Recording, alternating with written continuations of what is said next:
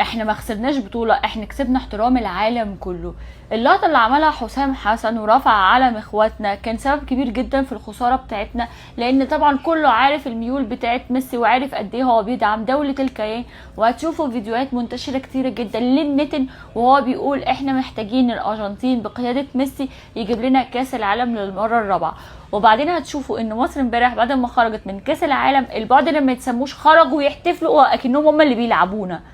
فخطة مدروسة بالملي. فاحنا لو خسرنا كاس العالم عشان خاطر العالم اللي اترفع فاحنا موافقين جدا جدا جدا، لان في الاول وفي الاخر الكرة دي لعبة مكسب وخسارة، لكن العقيدة ولكن الايمان ولكن ان انت تبقى انسان اهم بكتير جدا من كل اجوال العالم، واهم بكتير جدا جدا جدا من كل كؤوس العالم.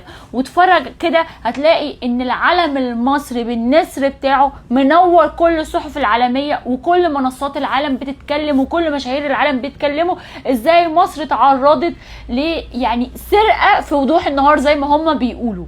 كل مشاهير العالم النهارده بيتكلموا، مش بيقولوا ازاي الارجنتين صعدت لكاس العالم الدور الثامن، لا دول كلهم بيتكلموا ازاي مصر اتسرقت وازاي اتعرضت للمواقف البشعه دي، وان ازاي الجول بتاعنا اتلغى مع انه ما فيهوش اي حاجه، وازاي ان احنا ما اخدناش ضربه الجزاء بتاعت محمد صلاح. وكميه الانذارات اللي كانت بتطلع لدرجه ان مصطفى شوبير نفسه جاله انذار مع ان ميسي ضربه لكن ما حصلش اي حاجه، ولا اكن الحكم شايف اي حاجه يعني بصراحه بجاحه.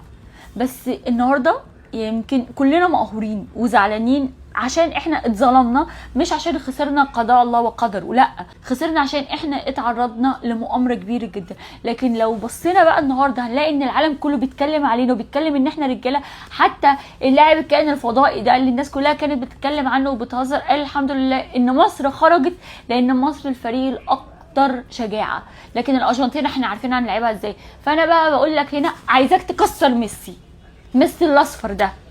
فبجد يعني الحمد لله الحمد لله خرجنا بشرف، خرجنا رجاله، خرجنا مرفوعين الراس ورافعين علم اخواتنا، واتكلمنا على اهم قضيه انسانيه موجوده. ولو بصيتوا هتلاقي ان امريكا اصلا امبارح كانت بتضرب في ايران.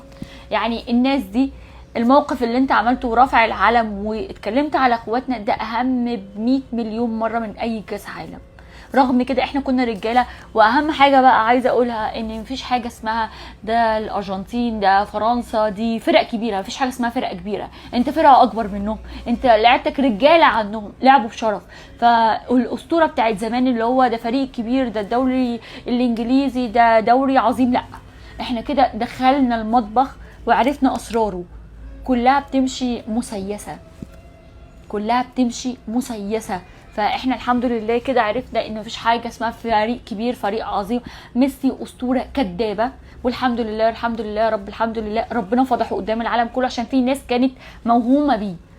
يعني في ناس كتيره جدا كانت بتشجع الارجنتين امبارح رغم ان هم يعني عرب، لكن كانوا فرحانين بميسي. فالحمد لله ان حقيقته بانت، والحمد لله ان هم كمان بانوا، واحنا عرفنا امبارح مين حبيبنا من مين بيكرهنا. يعني فالحمد لله الحمد لله. وتحيا مصر. وهنحتفل مع اللعيبه لما يجوا عشان هم ابطال وعشان هم رجاله وعشان هم جابوا لنا حاجه اكبر من كاس العالم، رفعوا كاس الانسانيه. فبجد تحيا مصر.